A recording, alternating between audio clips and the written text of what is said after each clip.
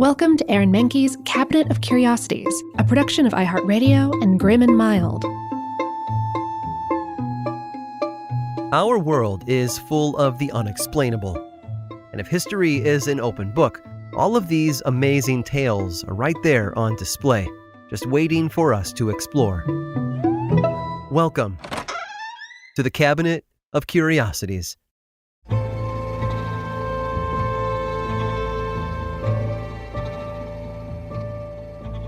If you think about it, each of us is really two people. There's the side we show to the outside world each day, and then there's the side we keep hidden. The side almost no one else knows about except for maybe a partner or a close friend. Chris Carradini was also two people, but he made sure that everyone was aware of all of his different sides. He kept nothing secret. Chris was born in London in May of 1922. His father was a World War I veteran, and his mother was an Edwardian beauty who inspired numerous portraits and sculptures from the greatest artists of her time. Sadly, his parents were not happily married, and they divorced by the time he was 6 years old. He went to live with his mother and older sister in Switzerland, where he developed an interest in acting. His first role was as the title character in a grade school production of Rumpelstiltskin. As he got older, he continued to act, but eventually took a break to focus on his studies. Chris took up fencing and cricket, and even tried his hand at sports like rugby and boxing, although he wasn't particularly good at those. Chris was forced to get a job during his last year at school when both of his parents lost their incomes. He took a position at a shipping company as a mail clerk, and then in 1939, he followed in his father's footsteps and joined up with the Finnish army. Their winter war had begun against the Soviets 3 months after the start of World War II.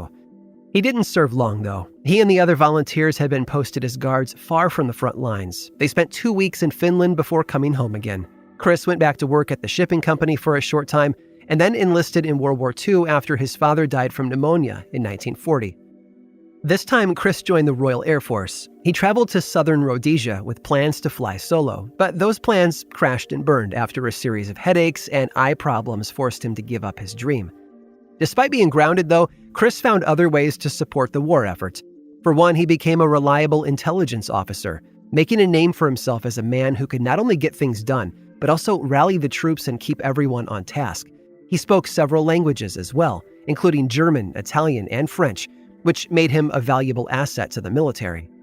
His tour of duty sent him everywhere: South Africa, Libya, Tunisia, Italy, and countless other parts of the globe during his years with the Royal Air Force. After the war, he hunted down and interrogated Nazi war criminals. Chris's time in the Royal Air Force had changed him. Upon returning home, he no longer felt like the office life was for him, but he was at a loss for what to do next. It was his cousin, Niccolo, who suggested that he try his hand at acting. Niccolo even knew of a producer who could help him break into the business. Shortly after meeting with the few producers, Chris signed a 7-year contract with an agent named David Henley. The roles Henley would be able to get him were small at first. A line here, an unspoken part there. He performed alongside some of the greatest actors who had ever graced the screen, including Laurence Olivier and Gregory Peck, but hardly said a word. He didn't break out until the early 1950s, several years into his career. He began starring in horror films made by Hammer, a British studio that had cast him as Frankenstein's monster, as well as a career-defining role as a certain famous vampire. From there, Chris's roles only got better. He appeared in critically and commercially successful films, including an installment in the James Bond franchise, Peter Jackson's Lord of the Rings trilogy, and the Star Wars prequels. In 2010, when he was 88 years old, Chris released a hit heavy metal album. It was the first of several. He loved to sing and took a particular interest in metal after hearing Black Sabbath perform in the 1970s. It seems that there wasn't anything this man could do. By the time he died in 2015, Christopher Frank Carradini Lee had been an actor, singer, author, audiobook narrator, voiceover artist, and of course, a war hero. He had seen and experienced more than most people, perhaps evident best in an interaction between Lee and director Peter Jackson on the set of the third Lord of the Rings film, The Return of the King. Jackson was instructing Lee on how to act after being stabbed by another character.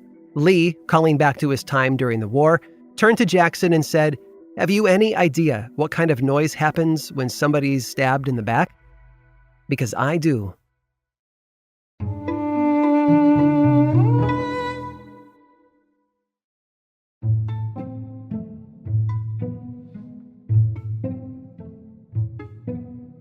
The year is 1866, and a 7-year-old boy walks along a street near his family home on 20th Street in Lower Manhattan. He's recently been diagnosed with asthma, and being raised in a world that teaches the superiority of the manly man, he isn't quite feeling on top of things. After all, his aspirations lay in doing the things his father did. All those manly things like hunting, boxing, and athletics. And while his family has not given up on curing his asthma, providing him numerous doctor-recommended practices, such as strong coffee and midnight carriage rides, these symptoms still threaten to hamper the boy's life. As he passes a small market, he sees a display out front with a harbor seal carcass on ice. Now, this may sound strange to the modern listener, but at the time, harbor seals were common in New York Harbor and could be found at just about any market that sold food goods. Fascinated by the carcass, the boy asked the vendor how much for the whole thing. The vendor looked at him quizzically, perhaps questioning how the boy would even carry it, even if he could afford it. And then he gave him a price that is unfortunately out of the budget of the young boy. It's important to point out at this point that a full-grown harbor seal weighs, on average, 130 pounds, and the average 7-year-old, never mind the frailties of an asthmatic 7-year-old, weighs maybe 50. Regardless, determined not to be defeated yet again, the boy countered, "How much for just the head?" By this point, the vendor is so amused by the whole ordeal that he agrees to give the boy the seal's head as a gift and promptly cuts it off and hands it over. Carrying it home with a gleeful smile, the boy goes straight to the kitchen and pulls out his mom's cooking pot, filling it with water and heating it to a rolling boil before dropping the seal's head into the pot and waiting as it slowly boiled off skin, sinew, and gristle. In time, there was nothing left but the skull, exactly as the boy had planned. After bearing the brunt of his mother's frustrations at the soiling of her cookware, the boy begins his collection in his bedroom, the seal head the first of what would become many more such items. He enlisted the help of 2 cousins and officially formed his own mini museum of, for lack of a better description, dead animal parts. Raised in a family with plentiful members and household staff, many of whom frequented his room to clean and simply pass through, the boy was often begged to move his collection to somewhere more out of the way, so they wouldn't have to see all the macabre pieces anymore. And the boy listened, moving his growing collection of now 12 items to the less frequented back stairwell of the 3-story family home. By the age of 9, he had codified his collection of insects in a paper titled The Natural History of Insects. And at the ripe age of 12, he donated some of his items, a dozen mice, a bat, a turtle, 4 birds' eggs, and the skull of a red squirrel, to the Museum of Natural History.